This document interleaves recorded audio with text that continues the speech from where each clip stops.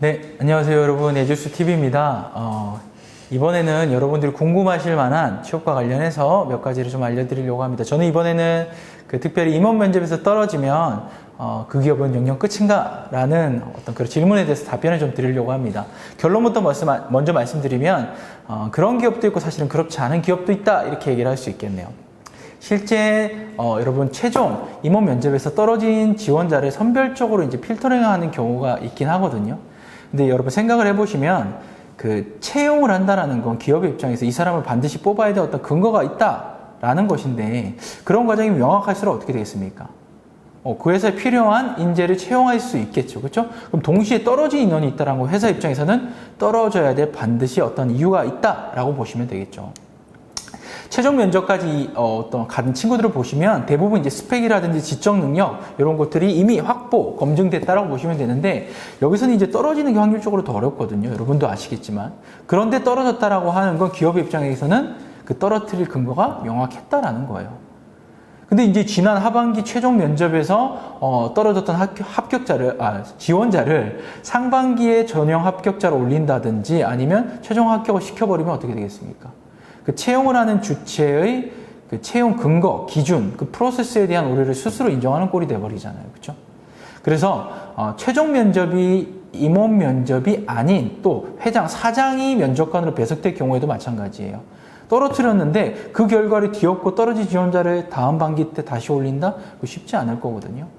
그래서 여러분, 기업의 입장에서 차라리 떨어진 근거가 충분했던 지원자가 있다고 한다면 그 사람보다는 새로운 지원자에게 기회를 주는 게 더 합리적이라는 겁니다.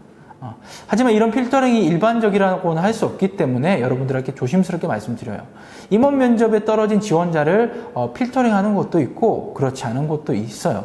심지어는 그렇게 하다가도 시즌별로 바꾸기도 한다는 거죠. 중요한 건 아마 그걸 겁니다. 여러분들이 알고 싶은 건, 그래서 내가 지원해도 돼? 아니면 지원하지 말어? 라는 걸 거예요. 생각해보면 필터링을 하고 안 하고는 여러분의 어떤 권한과 통제 밖의 문제잖아요. 그리고 그 정보도 명확하지 않아요. 그렇다고 한다면 취준생의 입장에서는 어떤 게 합리적인가요? 당연히 여러분들이 고민해서 해결된 문제가 아니라면 어떻게 해야 됩니까? 그리고 심지어 그게 정확한 정보가 아니래요. 그러면 재지원을 하되 그냥 여러분들 소신껏 지원하시면 됩니다. 그래서 여러분들의 취업 가능성을 최대한 높여나가시는 게 여러분들이 해야 될 어떤 태도와 선택이라고 보시면 돼요.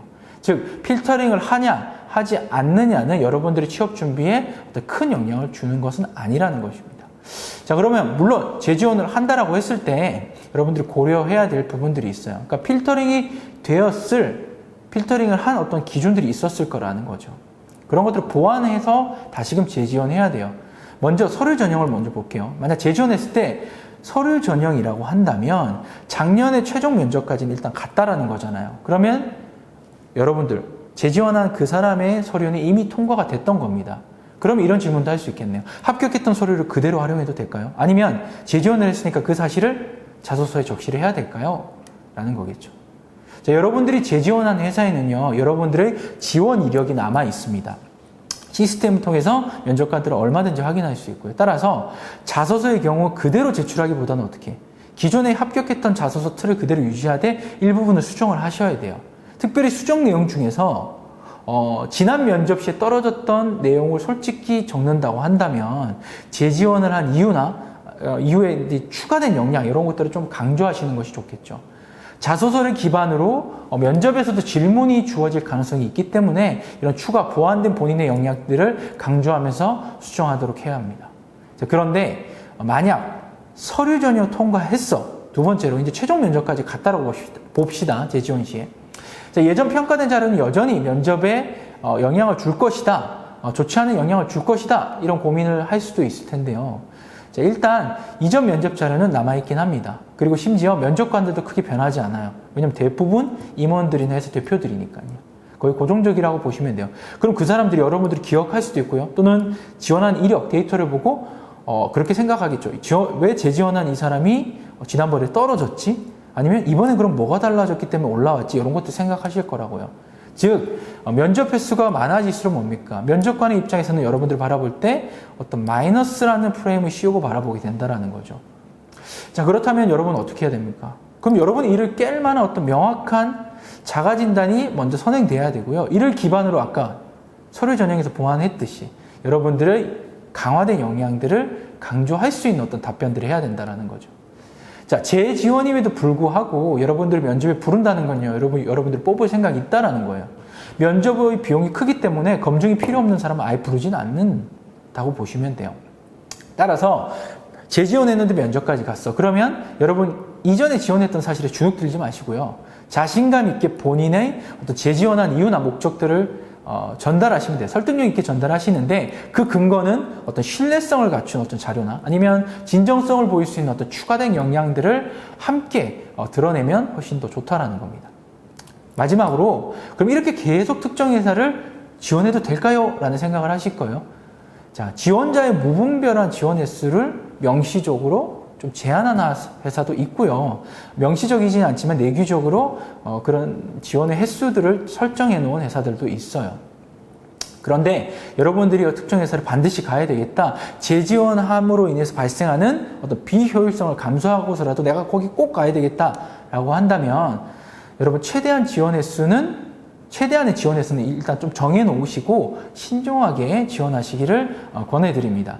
여러분 채용의 과정은요, 산출될 수 있는 어떤 공정한 평가 기준을 가지고 있어요. 그래서 여러분 지원 얼마든지 할 수 있거든요. 그래서 한 번 정도는 여러분들 떨어질 수 있어요. 여러분들 아무리 잘해도 뭡니까? 여러분들보다 더 잘한, 더 좋은 평가 점수를 받은 지원자가 있다면 떨어질 수 있잖아요. 그땐 재지원을 하셔도 무방하다라고 생각이 되는데, 만약 여러분들이 2번 이상 떨어졌다 생각하시면 좀 고민해 봐야 된다는 거예요. 나의 스펙이라든지 어떤 기업 문화라든지 아니면 내가 준비하고 있는 어떤 부분이 그 기관과 여러 면에서 매칭되지 않을 수도 있다는 거예요. 자, 내가 가고 싶은 기업이 실제 나한테 맞지 않을 수도 있고요. 나한테 또 잘 맞는 기업이 따로 존재할 수도 있다는 거죠. 그래서 여러분들 재지원하는 건 뭐 가능하겠지만 무작정 계속 하지 말라고 권해드립니다. 하시되 신중하게 횟수를 정해서 재지원하셔야 된다는 겁니다. 자, 정리를 하면 첫째, 기업의 필터링 여부는 명확하지 않기 때문에 소신껏 재지원하시면 돼요. 두 번째, 재지원하는 경우에는 재지원한 이유나 목적을 설득력 있게 전달을 하되 그 근거는 진정성을 보일 수 있는 좀 신뢰성을 가지는 추가된 역량으로 반드시 보완을 하라라는 겁니다. 마지막으로 지원 횟수는 스스로 설정해서 신중하게 지원을 하라라는 것으로 마무리를 지을 수 있겠네요.